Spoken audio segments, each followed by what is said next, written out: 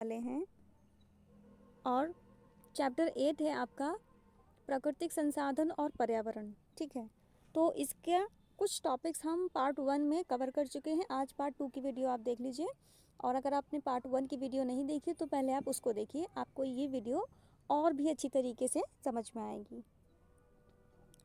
और अगर आपने मेरे चैनल को सब्सक्राइब नहीं किया है तो प्लीज़ प्लीज़ प्लीज़ सब्सक्राइब कर लीजिए। वीडियो अच्छी लगे तो प्लीज़ लाइक कीजिए, शेयर कीजिए, कमेंट्स कीजिए वीडियो कैसी लगी। तो चलिए स्टार्ट करते हैं आज की वीडियो।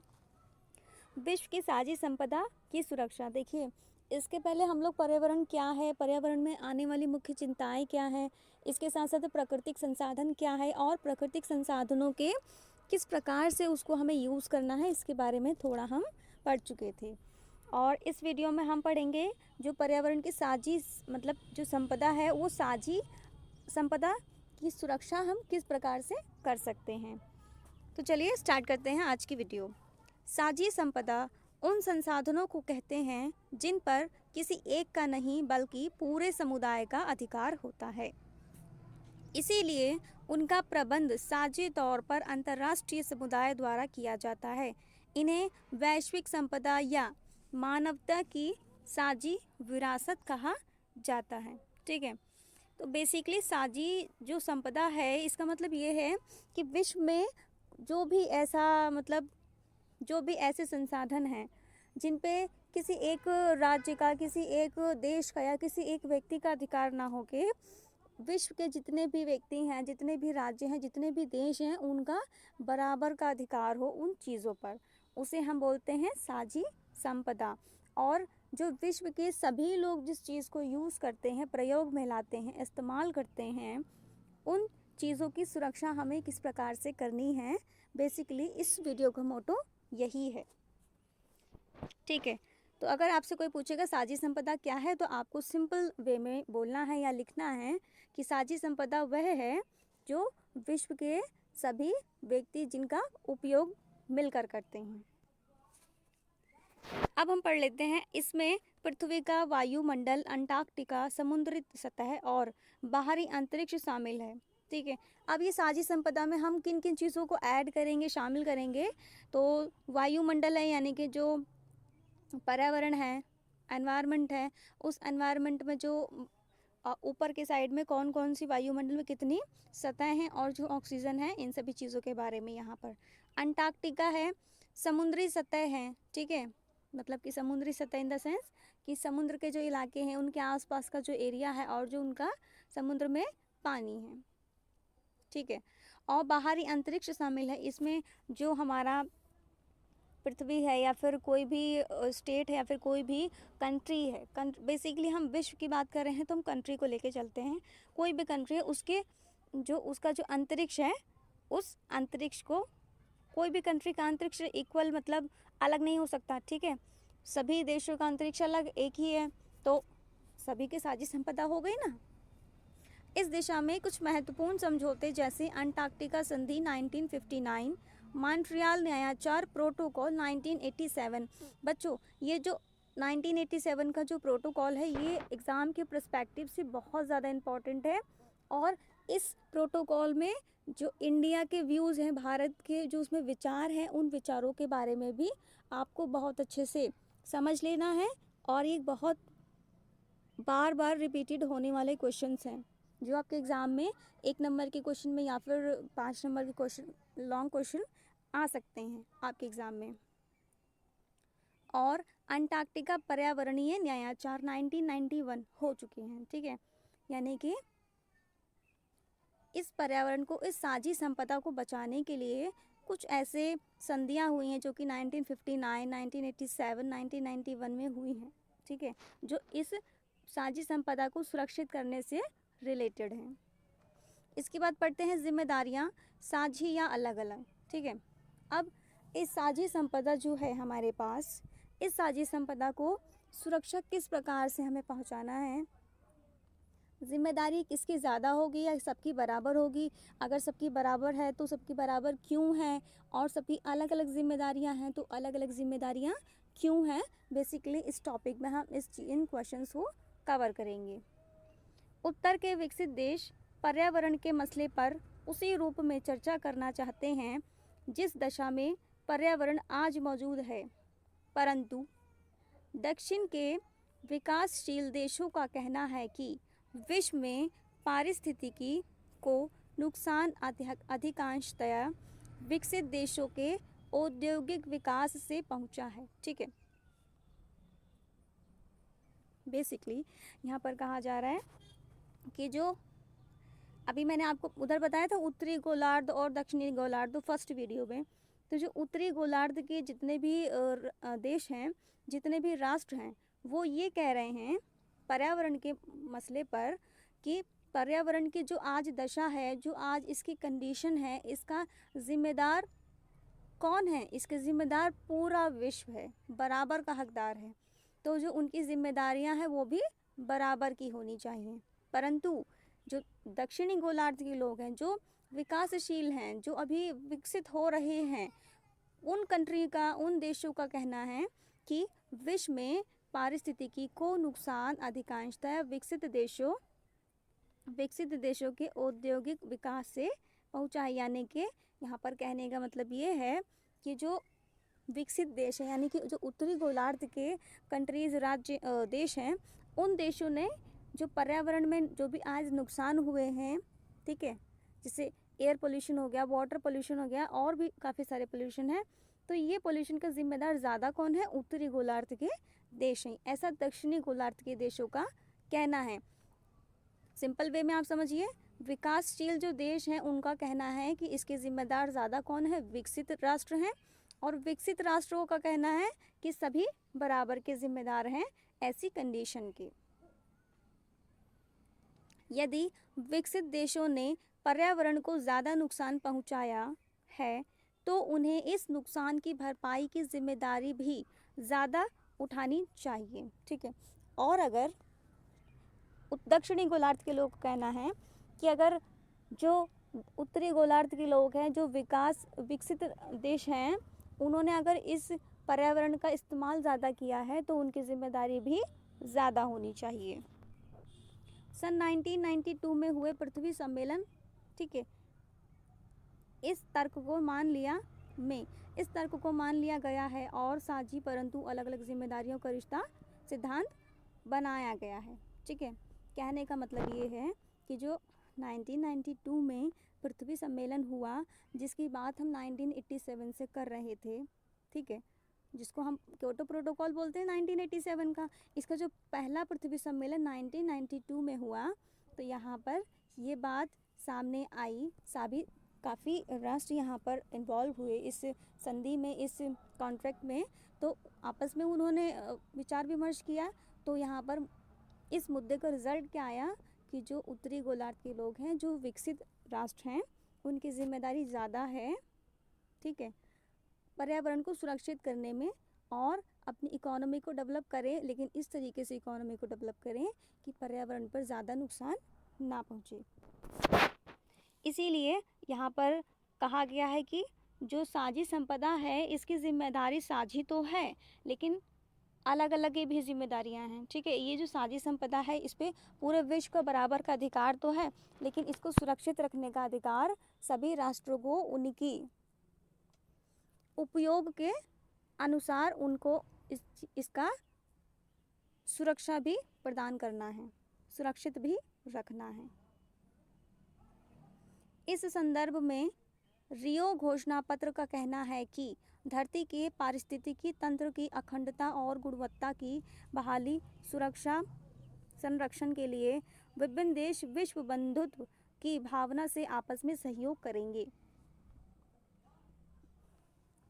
ठीक है, यहाँ पर बात यह है कि जो ये पृथ्वी सम्मेलन, जिसको हम रियो का सम्मेलन कहते हैं, इसकी जो घोषणा पत्र था, उस घोषणा पत्र में बेसिकली ये कहा गया कि धरती है, जो पृथ्वी है, जो विश्व है, उसका जो पारिस्थितिकी तंत्र है, ठीक है, जो पारिस्थितिकी तंत्र है, उसकी अखंडता को और उसकी गुणवत्ता की बहाली के लिए, यानी कि उसकी गुणवत्ता में जो कमी आई है उस कमी को रोकने के लिए और इसकी गुणवत्ता बढ़ाने के लिए, ठीक है, इसमें जो अखंडता थी उस अखंडता को कम करने के लिए, ठीक है, इसकी सुरक्षा और संरक्षण के लिए जो देश हैं उनको विश्व बंधुत्व की भावना के साथ इसमें अपना कंट्रीब्यूशन देना पड़ेगा।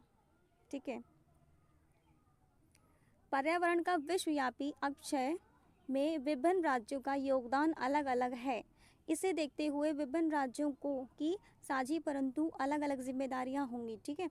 अभी जैसे मैंने आपको ऊपर बताया था पहले कि जो विश्व है उसमें जो विकसित राष्ट्र हैं, जो उत्तरी गोलार्ध के राष्ट्र हैं, उन्होंने ज़्यादा इस्तेमाल किया है, तो उनकी जिम्मेदारियां भी इसको बचाने में ज़्यादा होनी चाहिए और ज़्यादा होंगी। इसीलिए यहाँ पर लिखा है साझी परंतु जिम्मेदारियां अलग अलग। जिस राष्ट्र ने जितना पर्यावरण को नुकसान पहुंचाया है उसको सही करने की जिम्मेदारी भी उतनी ही ज़्यादा होगी। जलवायु के परिवर्तन से संबंधित संयुक्त राष्ट्र संघ के नियमाचार यानी United nation framework convention on climate change, ठीक है, UNICEF, United nation framework convention on climate change 1992 में इस संधि को स्वीकारने वाले देश अपनी क्षमता के अनुरूप पर्यावरण के अक्षय में अपनी हिस्सेदारी के आधार पर साझी परंतु अलग अलग जिम्मेदारियां निभाते हुए पर्यावरण की सुरक्षा के प्रयास करेंगे। बच्चों यहाँ पर हिस्सेदारी होना था। ठीक है, यहाँ पर हिस्सेदारी होना था, यहाँ पे जो माँ है उसको सा होना था। ठीक है, इस तरीके से हिस्सेदारी, तो इसको आप सही कर लीजिएगा जब नोट्स बनाते समय। ठीक है, यहाँ पर हिस्सेदारी होना था। ठीक, ओके। तो यहाँ पर फिर वही बात, ये जो रिपोर्ट थी, ठीक है, 1992 की, इस संधि में भी स्वीकारा गया, इस संधि में भी एक्सेप्ट किया गया कि जिन कंट्री ने ज़्यादा यहाँ पर अपनी जो साझी संपदा है और जो पर्यावरण है उसको नुकसान पहुँचाया है, उसका इस्तेमाल किया है अपनी अर्थव्यवस्था को अच्छी बनाने के लिए, तो उनकी जिम्मेदारियाँ भी ज़्यादा होंगी। ठीक है, ओके। यह बात भी मानी गई है कि विकासशील देशों का प्रति व्यक्ति उत्सर्जन अपेक्षाकृत कम है। इस कारण चीन, भारत और अन्य विकासशील देशों को क्योटो प्रोटोकॉल की बाध्यताओं से अलग रखा गया है।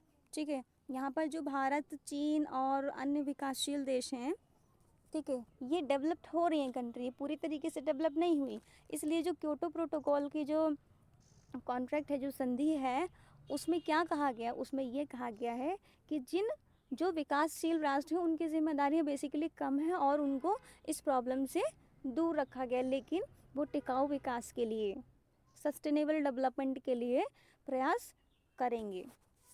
इसमें कार्बन, यह एक अंतर्राष्ट्रीय समझौता है। ठीक है, ये एक अंतर्राष्ट्रीय समझौता है। बिल्कुल कोई भी एक ऐसी चीज़ जो एक व्यक्ति अकेले उसको हैंडल नहीं कर सकता, चाहे वो प्रॉब्लम हो, उसका प्रॉफिट नहीं ले सकता, तो वो पूरे विश्व के लिए है ना। तो एक अंतर्राष्ट्रीय पूरे विश्व को एक साथ उस विषय पर, उस मुद्दे पर, उस मसले पर चर्चा करने की आवश्यकता है। तो ये एक अंतर्राष्ट्रीय समझौता भी करना पड़ेगा, जो कि क्योटो प्रोटोकॉल है। 1987 में से स्टार्ट हुआ और 1992 में इसकी पहली सम्मेलन हुआ। इसमें कार्बन डाइऑक्साइड, मीथेन और हाइड्रोफ्लोरोकार्बन जैसी कुछ गैसें वैश्विक तापवृद्धि को बढ़ाती हैं, ऐसा कहा गया है। जापान के क्योटो में 1997 में इस प्रोटोकॉल पर सहमति बनी। ठीक है, और जो यहाँ पर आपने ऊपर देखा है कि यहाँ पर जो घोषणा पत्र है, ठीक है, इस घोषणा पत्र में ये सारी बातें लिखी गई हैं कि किसकी जिम्मेदारी ज़्यादा है। ठीक है, लेकिन जिम्मेदारियां सबकी हैं, किसी की कम तो किसी की ज़्यादा। और यहाँ पर ये भी कहा गया है कि कौन किस चीज़ को हमें कम करना है, तो विशेष तौर पर ध्यान दिया गया है कि हम एक कार्बन डाइऑक्साइड को कम करेंगे, मीथेन में कमी लाएंगे और हाइड्रोक्लोरोफ्लोरोकार्बन, ये एक ऐसी गैसें हैं जो हमारी ओजोन लेयर को भी डिस्ट्रॉय करती हैं और इसके साथ साथ में हमारे एनवायरमेंटल को भी सबसे ज़्यादा पोल्यूट करती हैं। और ये जो प्रोटोकॉल की जो संधि हुई है, ये कब हुई है? 1997 1987 होगा, 1987। 1987 में इस प्रोटोकॉल पर सहमति बनी है। साझी संपदा, साझी संपदा का अर्थ, अब ये हम साझी संपदा क्या है इसको एक बार अच्छे से इलेबोरेट करके समझ लेते हैं।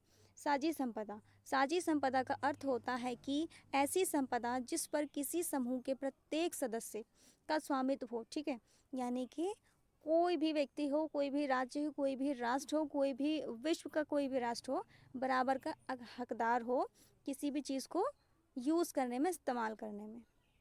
इसके पीछे मूल तर्क यह है कि ऐसे संसाधन की प्रकृति, उपयोग के स्तर और रखरखाव के संदर्भ में समूह के हर सदस्य को समान अधिकार प्राप्त होंगे और समान उत्तरदायित्व निभाने होंगे, ठीक है। और ये जो साझी संपदा है, ये इसका जो अपक्षय हो रहा है, इसको जो नष्ट कर रहे हैं हम लोग, इसको जो डिस्ट्रॉय कर रहे हैं, इसको डिस्ट्रॉय होने से बचाने के लिए और इसको सुरक्षित रखने के लिए सभी राष्ट्रों की बराबर की हिस्सेदारी और उत्तरदायित्वता और जिम्मेदारी होगी, ठीक है। सभी बराबर के जिम्मेदार होंगे इसको बचाने के लिए। निजीकरण, गहनतर खेती, आबादी की वृद्धि और पारिस्थितिकी तंत्र की गिरावट समेत कई कारणों से पूरी दुनिया में साझी संपदा का आकार घट रहा है, ठीक है।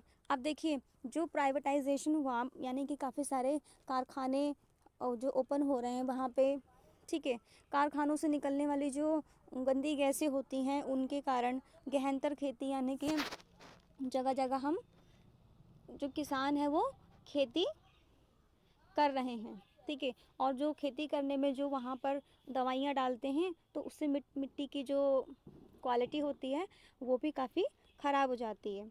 आबादी की वृद्धि, ठीक है, और जो यहाँ पर जनसंख्या बढ़ रही है, पॉपुलेशन बढ़ रही है, इसके कारण पारिस्थितिकी तंत्र में गिरावट आई है, ठीक है। ये सभी कई कारण हैं जो पारिस्थितिकी तंत्र में गिरावट कर रहे हैं, उसकी क्वालिटी में, उसकी गुणवत्ता में, ठीक है, उसकी गुणवत्ता, और गरीबों को उसकी उपलब्धता कम हो रही है, ठीक है।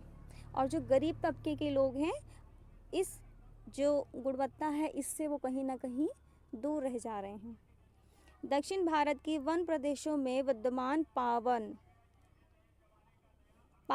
वन प्रांतों का प्रबंधन परंपरानुसार ग्रामीण समुदाय करता आ रहा है, ठीक है। और जो दक्षिण भारत है, वो जो भारत में जो दक्षिण का हिस्सा है उसमें जो वन प्रदेश है, यानी कि,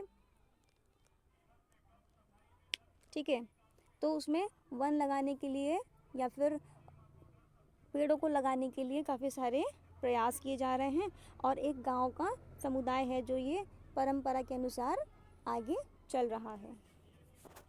तो फ्रेंड्स, आज के वीडियो के साथ हम यहीं पे इस वीडियो को कंप्लीट करते हैं। नेक्स्ट वीडियो में आपको कल मिलेंगे इसी चैप्टर को कंटिन्यू करते हुए।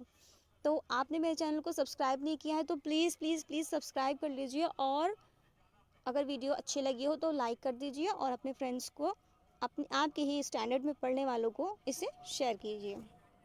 ओके, वीडियो देखने के लिए थैंक यू।